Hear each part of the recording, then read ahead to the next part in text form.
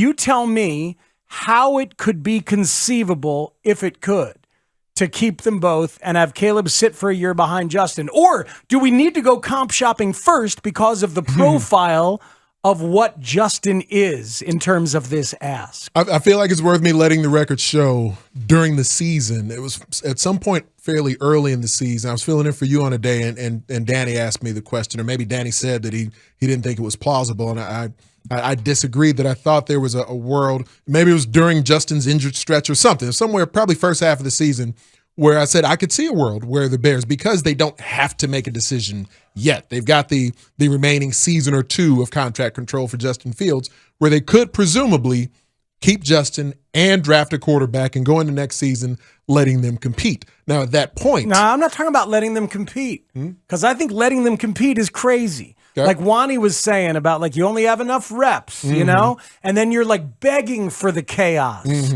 Yeah, so to me, that I don't think that's plausible. You're begging for the chaos, and I don't think you're serving either one. And I don't know that you're serving Caleb. I mean, you have been a player. Maybe you disagree, but I'm talking about asking your fourth-year guy to be the Alex Smith to his Pat Mahomes, to be the John Kitna to Caleb's Carson Palmer. And, now we're getting into comp land because that's how I'm trying to establish it. You brought up during the break Steve McNair to Chris Chandler in Tennessee. McNair barely played. Now, Donovan McNabb to Doug Peterson. I mean, this has been done a bunch. It was more prevalent until modern times. We are now in a stretch, I'll say, over the past maybe decade tops, where the expectation is a high first-round draft pick. Really, at this point, almost any first-round draft pick is expected to start at some point, if not from day one as a rookie. Now, here's the thing, though. When McNair is behind Chris Chandler's in year 7. Fifth different team already at that point, year 7. When Palmer's sitting behind John Kitna in Cincinnati, year 7. Kitna had been with the Bengals for 3 years alone. Let me look up Doug Peterson right now, because that's a great name. But Doug Peterson, when he was with the Eagles and they drafted McNabb. McNabb was in 99, I want to say, draft. He was in year 8, already on his 5th team. And you ran through the Alex Smith resume for Pat Mahomes. Alex Smith was, I believe, in year 7, had 3 years of double-digit wins for Kansas City Had already. gotten his contract, or 2 big contracts by then. So a year 4 guy on the rookie contract. Like all of these that they don't quite fit, because Justin Fields has aspirations of starting. Now I'm sure that those guys did too, but I think the only way this works is if you ask Justin Fields, this is your year, and that's that. But maybe does the landscape present that as something he might want to accept?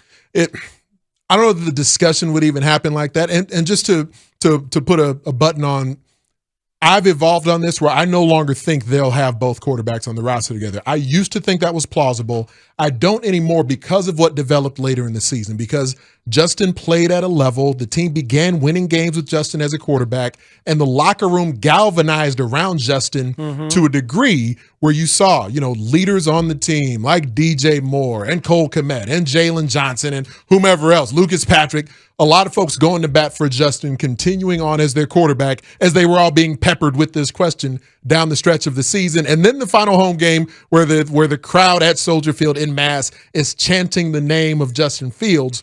I think that it would be doing a disservice, really, to a number 1 overall pick QB.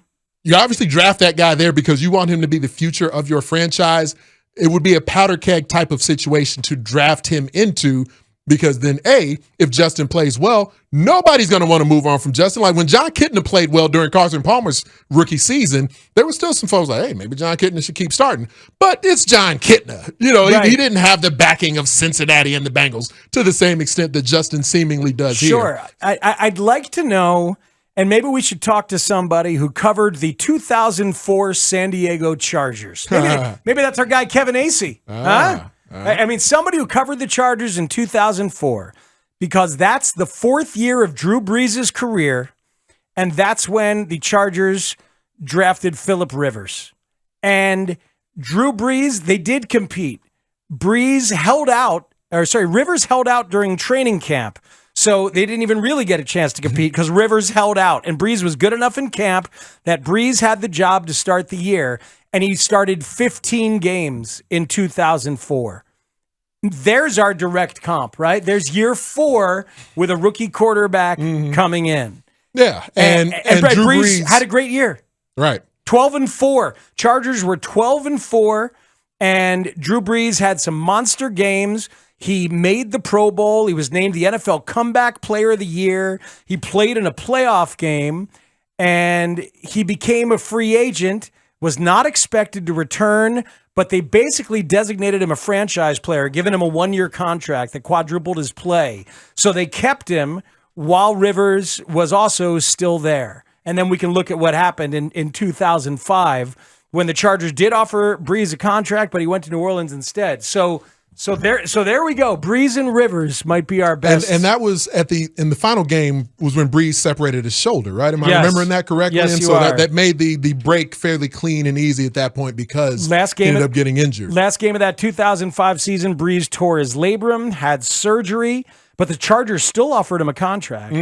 But he got more money in New Orleans and went there. So they were still that's fascinating. Well, because Drew Brees became a different Drew Brees in New Orleans. So this goes to a slightly different conversation about quarterback development, and I did a whole kind of study on all these names of different guys who've been with this team and that. Drew Brees got to New Orleans and became a Hall of Fame level quarterback with Sean Payton and with a system that worked for him and being surrounded by talent and having that consistency, and he became Drew Brees in New Orleans. When he was in San Diego, he was Drew Gust. He was a little stronger, and then he got to New Orleans, and they kind of like reined him in a little bit. Yeah, that's well played. Thank God. It's another weather reference. It's a different spelling. Thank you. And by the way, Drew Gust went to the Dolphins first, and then he went to New Orleans. Yeah. Just That to holds be up. clear. Yeah, Right. But yeah, Then he brought all those hurricanes to Miami.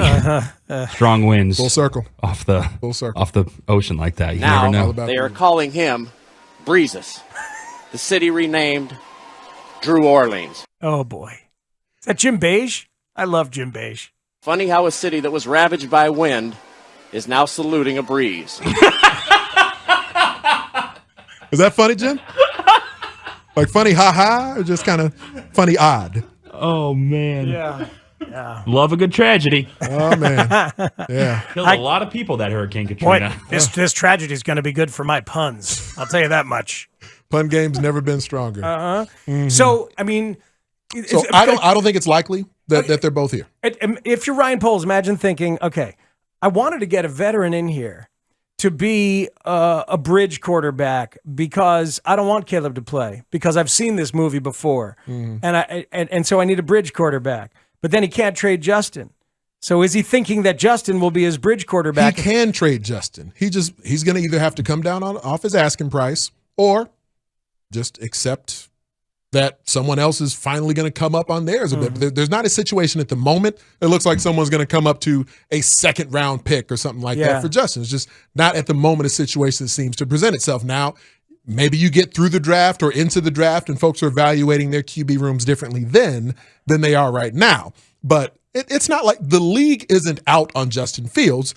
He is under contract with the Bears at the moment, and reportedly the Bears have a high asking price because they're fond of Justin Fields. They just have the second year in a row with the number one pick in the draft. So did you hear Rappaport say, like, they haven't even made calls yet? Yeah. Do you give that any credence? I think that could be factually accurate while still being willing to receive calls from teams. Like, maybe Ryan Poles hasn't been the aggressor in it. Doesn't mean he hadn't heard from anyone on what they'd be willing to offer from Justin. Obviously, this gets into a lot of conjecture, and there's a lot of unknowns, and it can bore people and all of that. But I enjoy talking about it with you the way that we are, with curiosity and not necessarily even like conviction on what they're going to do. Because I don't know what. Do you know what Ryan Poles is going to do?